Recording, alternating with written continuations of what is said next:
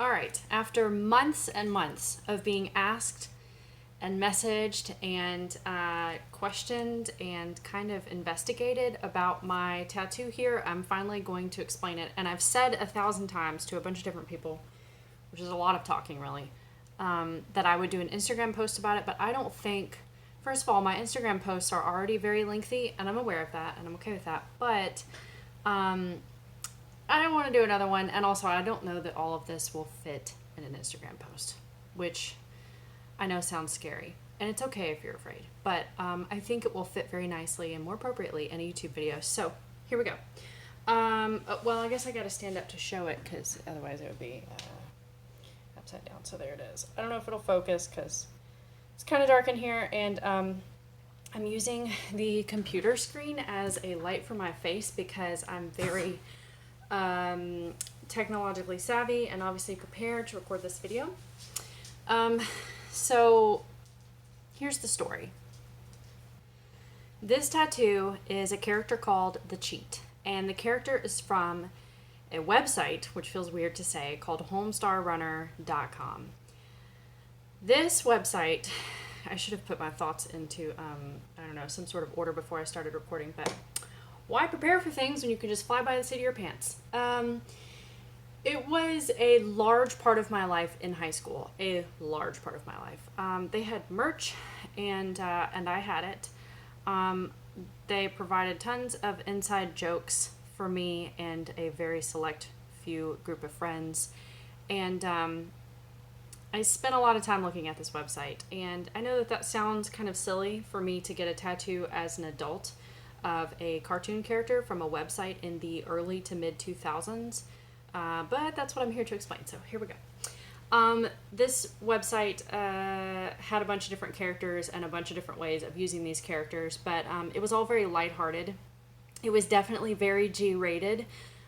It fell in the vein of Random is Funny, which was the thing in like 2003 to 2005. It was like the more absurdly off-the-wall, nonsensical something could get, the funnier we thought it was, which is how Napoleon Dynamite was so popular. But it was very lighthearted and G-rated, and that's important to the it's essential to the storyline here, because in the early to mid 2000s, I was definitely going through a rough time.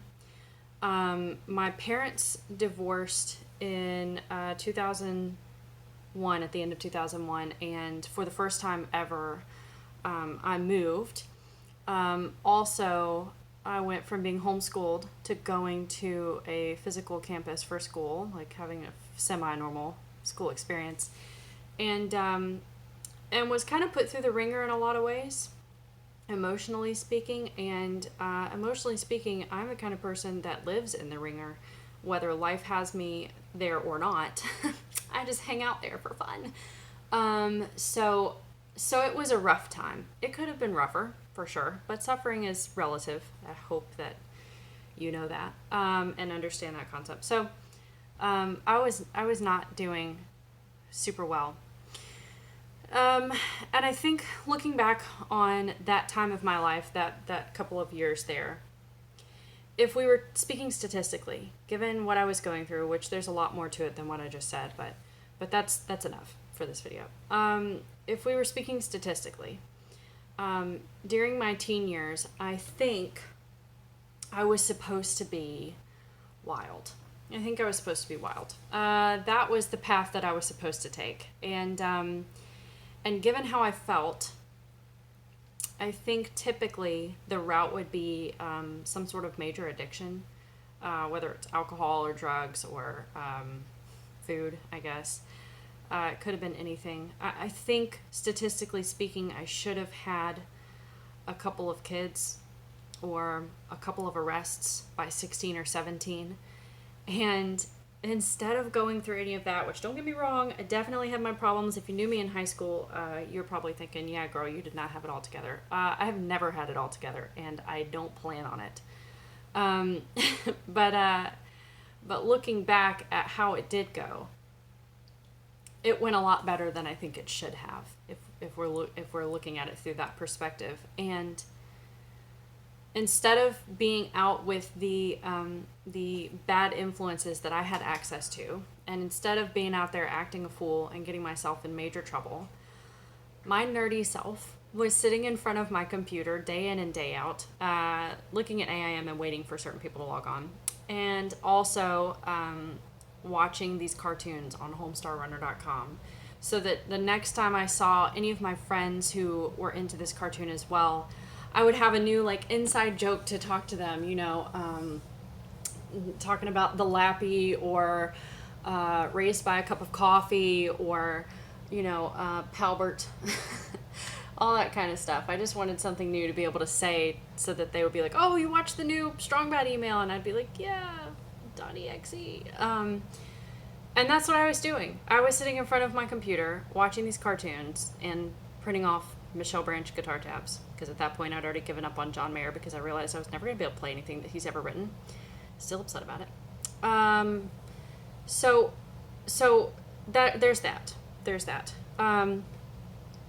As an adult, I think anybody who is an adult can recognize the fact that it's so easy. At least it's been easy for me. Maybe nobody else feels this way, but I certainly do. It's so easy for me to forget who I am and who I've been and who I want to be. You know, because as an adult, nobody's watching over your shoulders unless you're at work. And you have access to pretty much anything that you can get access to within, you know, monetary and regional limits. I guess is a really weird way to put it. But it's easy for me to get lost, I guess you could say. It's very easy for me to get lost. And so when I kind of had this epiphany, which I think was right around the time that I realized that the news broke last year that AIM was about to be shut down forever.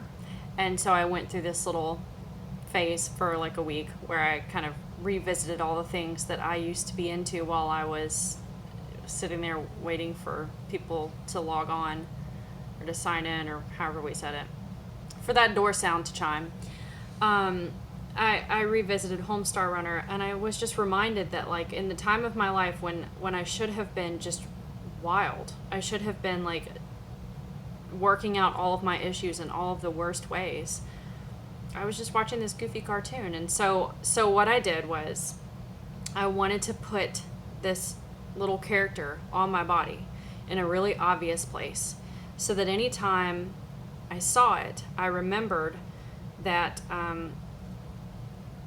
that I guess, honestly, I guess in a way I could say that the Lord kind of used this cartoon to keep me out of trouble. Because Lord knows that when I am given the choice, oftentimes I do not choose to go a good direction. There are a lot of things that I like to, I guess you could say, wallow in,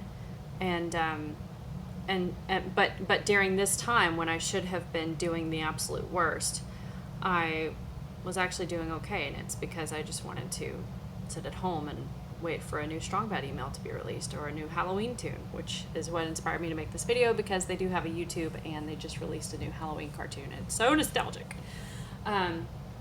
So that's the story of this tattoo. I don't know if that's lame, but also it doesn't matter because it's on my body and not yours. Did you hate when people say things like that? It's like so salty and unnecessarily, because nobody was like, that's stupid. Like, I'm just sitting here talking to myself. Nobody said anything negative. It was just my head. But anyway, so that's the story. A lot of people have asked me if it's the state of Arkansas, which I get some people say as a joke, which is funny. But some people have seriously asked if this is the state of Arkansas. Now, if you don't know me, I guess it would be fair if you didn't know if I'm from Arkansas. But like, just as like a rational human being with like some form of brain, how does this look like Arkansas? How does it look? It's got like spots on one side. It's got an arm. It's got hair. Like, I don't know. But anyways, I didn't get the face filled in because I couldn't fully commit to having a cartoon character on my body forever. Although I'm still daily considering a Pikachu tattoo. But that's a story for another time. So there it is. This is less than 10 minutes, and we're going to make it. Okay, bye.